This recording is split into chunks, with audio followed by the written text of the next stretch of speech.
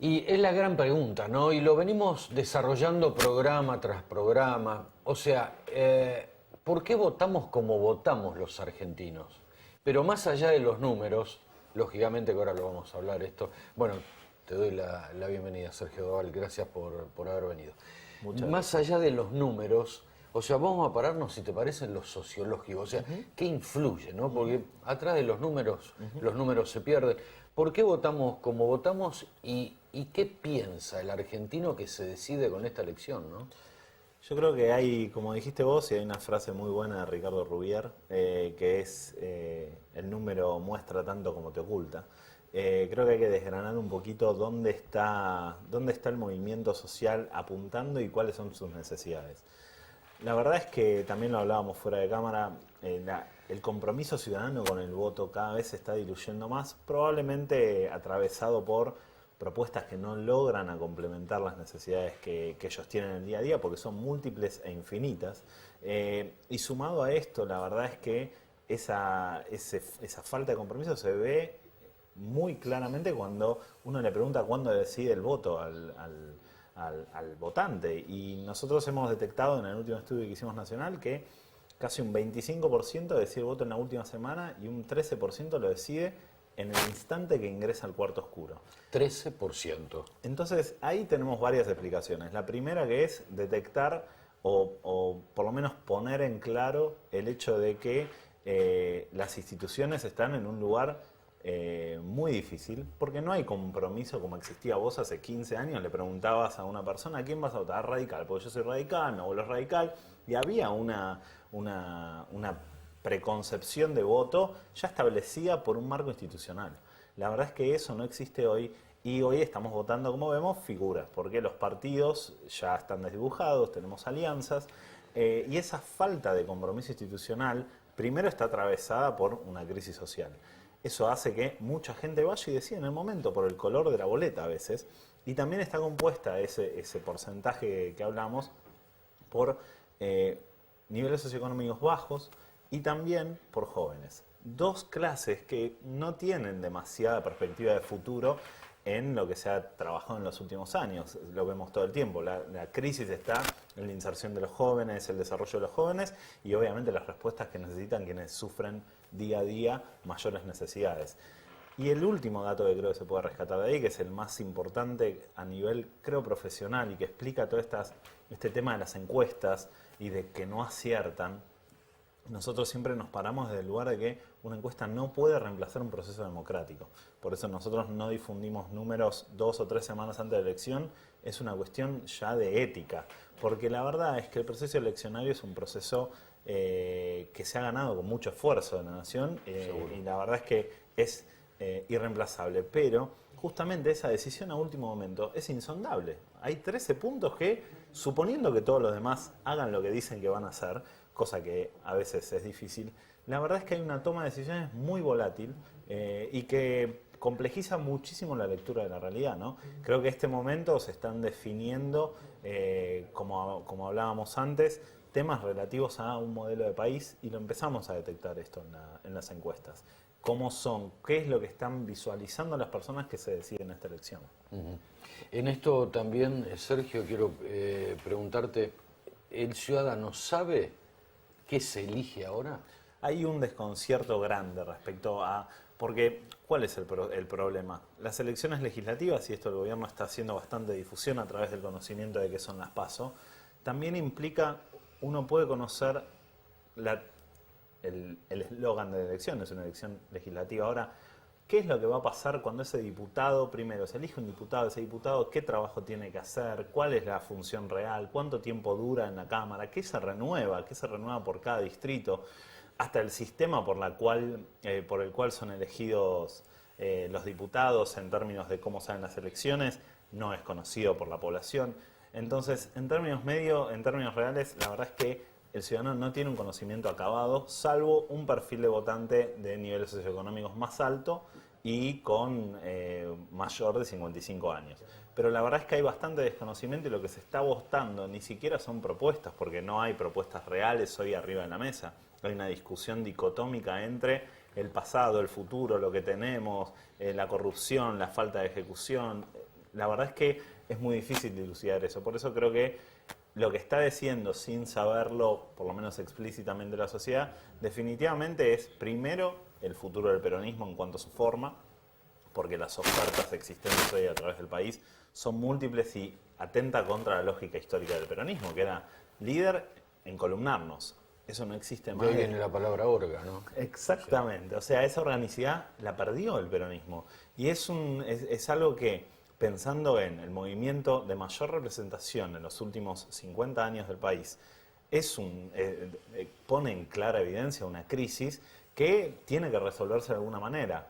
Hablando con otro colega hace poco, yo tenía una mirada bastante positiva del proceso, porque creo que depura. Mi colega me puso una mirada un poco más negativa diciéndome que no terminemos como España, que terminó con una atomización tan grande que no pueden ni formar un gobierno durante 6 meses, con la inclusión de Podemos y demás. Pero creo que por eso esta elección es tan crucial, no tanto en los resultados, sino en qué es lo que va a pasar el día posterior en cuanto a la representación política que tienen los ciudadanos, ¿no? En esto, Sergio, estamos hoy asistiendo a la desaparición de los partidos políticos. Ya hoy no hay un desdibujamiento. Y hay municipios a la vez donde tienen casi 25 listas, La Plata. O sea, va a entrar un ciudadano, una ciudadana a votar y se va a encontrar con un abanico más que bondadoso. Y también digo esto, ¿no? Cuando hay mucho no hay nada. O sea, desaparición de partidos políticos y cuando hay mucho, no hay nada. Lo que va terminando, lo decís muy claramente vos en esa lógica, que es casi como el circuito de zapping que uno hace con los 250 millones de canales. La verdad que uno no termina viendo nada y es imposible conocer las propuestas de todos esos partidos. Entonces, esa falta de un liderazgo propio de un partido o de, como dijiste vos, estoy totalmente de acuerdo, de desaparición del partido, pero por lo menos de alguna propuesta homogénea, construida a través del tiempo, es algo que hoy no tenemos los argentinos y que atenta contra el poder de decisión, porque si uno no sabe, es imposible conocer 70 listas. De hecho, imagínense, en el proceso de voto uno va cansado, hay 200 personas que no quieren molestarla, entra, tiene que encontrar esa boleta, empezás a buscar, vos sabías que votar, pero empezás a buscar, no la encontrás, bueno, ya está. Total, mi voto no va a cambiar nada, agarro cualquier cosa y la pongo.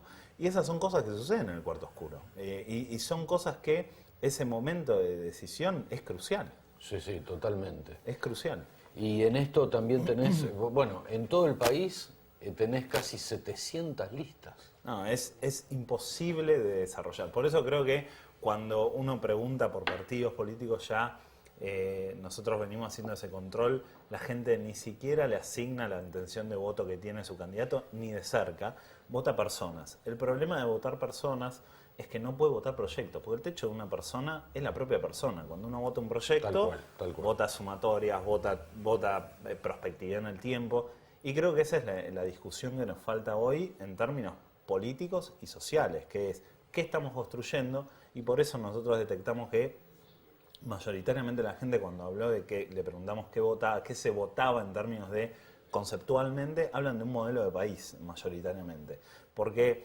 entienden, al menos de una manera borrosa, pero está en claro que hay que definir un norte. O sea, no se puede seguir con dicotomías que tienen espacios insalvables entre sí. Tiene que haber un lugar donde, más allá de las diferencias, se sienten a dirimir y nos pongamos todos de acuerdo. Porque estoy de acuerdo o no con el kirchnerismo, estoy de acuerdo o no con Cambiemos, son fuerzas que representan al pueblo. Y todas tienen validez en el sistema democrático. Entonces, hay un gobierno, pero esa falta de acuerdo para llegar a un plan real de Estado que hoy no tenemos, es necesario y la gente lo reclama, ¿no? Dentro de esto, vamos a detenernos en algunos puntos más de esta encuesta a nivel nacional, que me pareció atractivo. ¿Qué resaltaría, Sergio, en esto? Mira, hay comportamiento social. Sí, digo, ¿no? hay una parte que definitivamente habla de, en el caso, por ejemplo, de Cristina Kirchner, cuando preguntamos sobre con quiénes las personas se sentían más identificados, 32%, si no me equivoco, con el presidente Macri, 29% con Cristina Fernández de Kirchner, después aparece Sergio Massa con 10% y aparecen otros líderes como Carrió, María Eugenia Vidal, etc. La verdad que cuando miramos específicamente, nosotros le preguntamos a las personas qué pensaban cuando decían el voto, ¿sí? En su círculo íntimo, su propia persona o su círculo familiar cercano, ahí encontramos que el 70% dice que va a pensar en el país. Pero cuando miramos cada uno de los candidatos, el votante de Cristina piensa más en su círculo cercano y en su ser individual. Ojo, esto no quiere decir que sea individualista.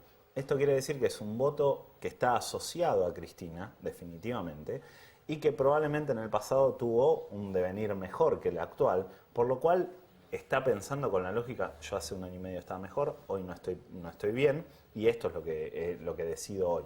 Además de eso, detectamos que la gente, las personas que son asociadas, que ellos propiamente se asocian a una persona como Cristina, ven mucho más claro algunos elementos como es la toma de decisiones del voto, porque la hacen mucho más lejos de la elección, hasta un mes para atrás.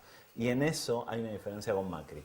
Macri encontramos que es un líder, pero es un líder porque es el presidente de todos los argentinos, pero no es un líder naturalizado por el carisma ni incorporado. La gente definitivamente, cuando hablan de votar un modelo de país, mayoritariamente está nucleado en esa gente, que justamente no tiene una significación tan personalizada con el presidente. El presidente es hoy quien va a llevar adelante este cambio, que sigue asociado a un cambio. Ahora, no hay una construcción de liderazgo tan cercana entre el presidente o quienes se asocian a ellos con sus votantes. Es la opción a algo, pero no están votando a la figura del presidente por estar totalmente convencidos de que esa es la persona que nos va a conducir a un rumbo mejor. Hablábamos fuera de cámara, nos faltan representantes políticos a nivel nacional, las voces no se renuevan, hay poca renovación. No hay. Hay poca renovación de voces nuevas en la política y claramente seguimos discutiendo casi en círculos, ¿no? Seguro. Y en esto ahí nos quedan 2 minutos. Vos sabés que cuando hay mucho de algo, la mente nuestra, nos ponemos selectivos, consciente o inconscientemente. Entonces negamos. Sí. Es lo que pasa en el cuarto oscuro.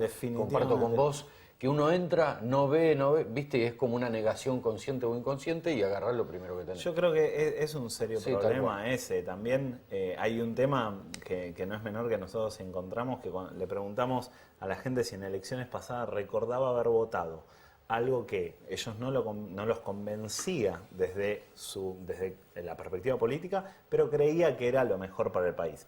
No pensemos en términos de bueno, malo, no, es lo mejor. Y la gente, casi un 55%, dijo que alguna vez no votó lo que quería. O sea, que fue un voto, el famoso voto útil, voto funcional a una determinada estrategia, pensando en el voto en contra de, o voto a favor de algo que puede generar algún tipo de balanza. Entonces, la verdad que no estamos representados todavía por quien queremos, estamos representados por quien podemos. Claro, seguramente. Y eso influye también, ¿eh? Influye en la toma de decisiones de construcción a largo plazo y por eso sí. También creo que los partidos se dan cuenta que no tienen propuestas que generen valor, porque ahí está también en la participación cívica del electorado. O sea, si el proceso democrático, que debería ser una fiesta, es visto como una carga, como algo que no cumple las expectativas, como tomando en cuenta además las PASO que no existen, o sea, son casi un fraude porque no se dirime ninguna interna y son todas listas únicas. Cuando uno empieza a ver esos movimientos que son contradictorios de la escena política y del cuerpo político, la desconfianza se llama al lugar, ¿no? Gracias, Sergio. Vale. Muchas gracias. Pausa.